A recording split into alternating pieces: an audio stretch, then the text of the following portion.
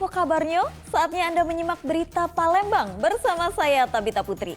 Sejumlah berita menarik akan kami sajikan untuk Anda. Berikut 3 berita utama hari ini. 3 tersangka yang mempromosikan judi daring diringkus polisi di Palembang.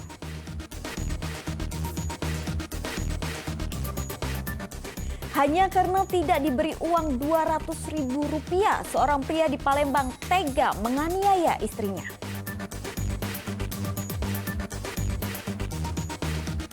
Harga getah karet yang sempat naik kini kembali turun. Para petani karet di Kabupaten Pali pun resah.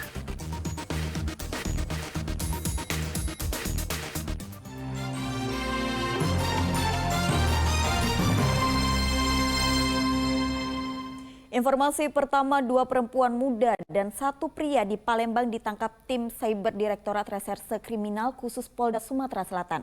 3 tersangka ini diketahui mempromosikan judi daring melalui media sosial Facebook.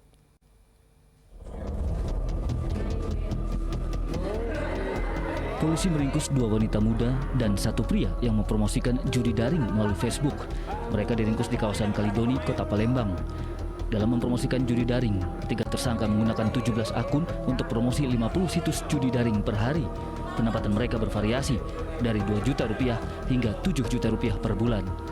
Setelah ditelusuri, penyedia layanan judi daring yang dipromosikan para tersangka diduga dari Kamboja. Selain menangkap 3 orang, polisi mengamankan sejumlah barang bukti berupa 3 ponsel, 1 tablet, kemudian 1 ATM, 1 paspor, dan 1 kartu debit. Ini adalah salah satu bentuk komitmen dari Polda Sumatera Selatan untuk memberantas segala bentuk judi. Salah satunya adalah judi online. Di mana dari pengungkapan ini ada 3 tersangka yang kita amankan, yaitu inisial DR, MSA, dan DAN.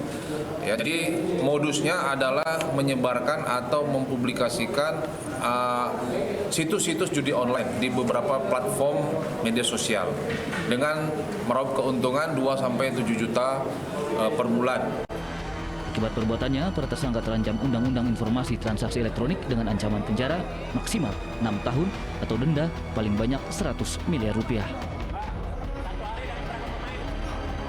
Dan Ikrom melaporkan dari Palembang.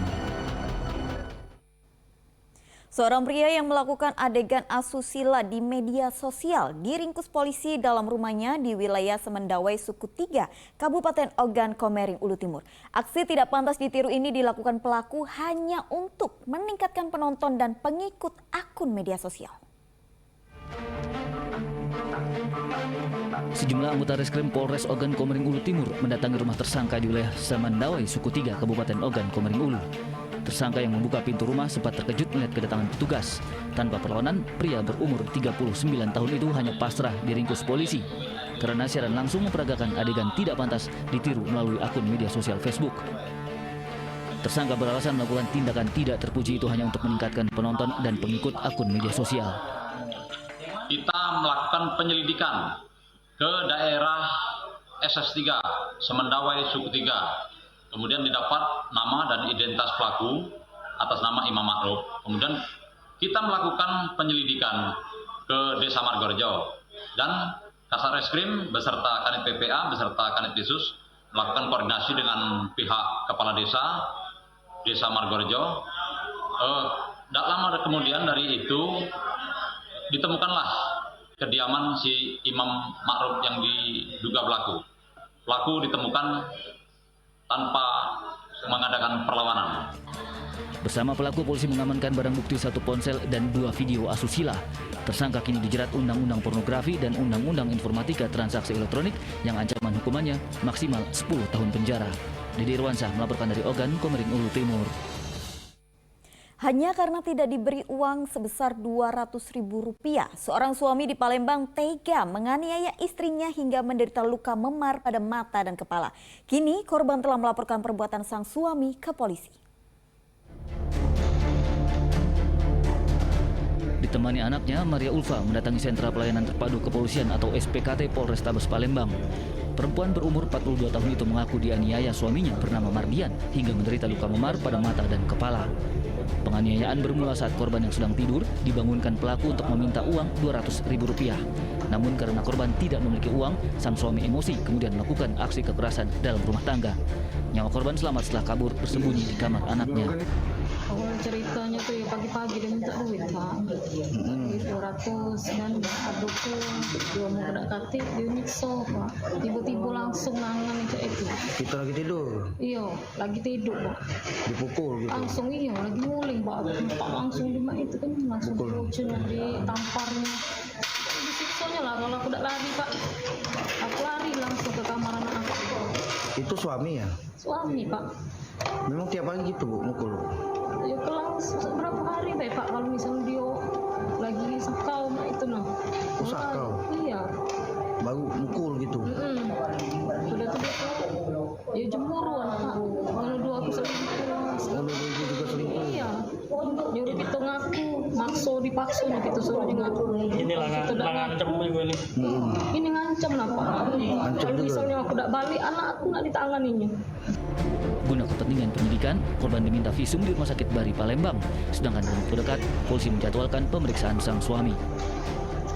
Didi Ruansa melaporkan dari Kota Palembang. Sejumlah petugas Basarnas Palembang mengikuti pelatihan penanganan bencana gempa. Para peserta dilatih untuk menangani situasi bangunan runtuh sehingga butuh kecepatan evakuasi korban. Basarnas Pusat memberikan pelatihan penanganan gempa kepada sejumlah anggota Basarnas Palembang. Para peserta dilatih menangani situasi bangunan runtuh sehingga butuh kecepatan evakuasi korban. Latihan digelar selama 3 hari di kantor Basarnas Palembang. Harapannya melalui pelatihan ini dapat meningkatkan kemampuan petugas Basarnas Palembang saat penanganan korban gempa. Ya betul, jadi ini adalah sebuah latihan yang dipersiapkan untuk memberikan kemampuan kepada personel tim dari Kantor Pencarian dan Pertolongan Palembang dalam menghadapi bencana khususnya gempa bumi yang mengakibatkan bangunan runtuh. Dan mereka akan kita ajarkan untuk bisa mengikuti standar secara internasional yang ditetapkan oleh PBB melalui INSARAG. Mereka akan kita ajarkan dengan metodologi INSARAG, step by step bagaimana mereka mulai bereaksi, memulai aktivasi sampai dengan operasi dan demobilisasi pada saat terjadi gempa bumi. Kami sebagai pelaksana dari Kantor Pencarian dan Pertolongan Palembang sangat berterima kasih sekali kepada tim dari pusat, terutama dari Direktorat Operasi dan Mentor yang sudah membimbing kami dalam pelaksanaan kegiatan ini terkait dengan kebencanaan. Sejumlah wilayah di Sumatera Selatan rawan gempa seperti Pagar Alam dan daerah perbatasan Bengkulu. Didi Ruansa melaporkan dari Palembang.